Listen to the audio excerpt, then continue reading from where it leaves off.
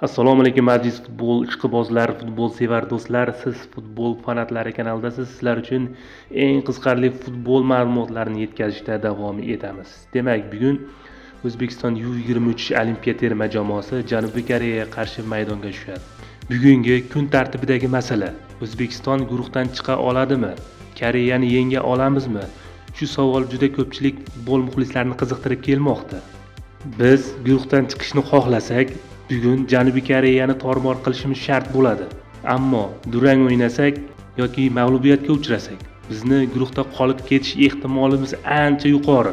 Shu sababdan bugun yigitlarimiz Koreya terma jamoasini batamom tormor qilish shart bo'ladi do'stlar. Narigi o'yinda Eron Livanni yutish imkoniyati ancha yuqori. Chunki eronliklar qanday futbol o'ynashini juda yaxshi bilamiz. Livanni ham o'yinini ko'rdik. Bu yerda eronliklarning qo'li ancha baland kelishi taxmin qilinmoqda. Biroq biz O'zbekiston Janubiy Koreyaga qanchalik qarshilik ko'rsata olamiz, buni vaqt ko'rsatadi. Lekin biz yigitlarimizdan albatta kutib qolardikki, g'alaba qozonib, keyingi bosqichga chiqishlarini hammamiz juda ham xohlagan bo'lar edik.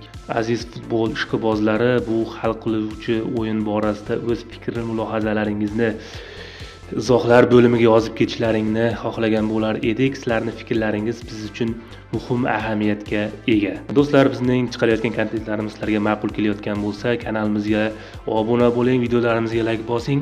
Omad siz va bizni aslo tark etmasin.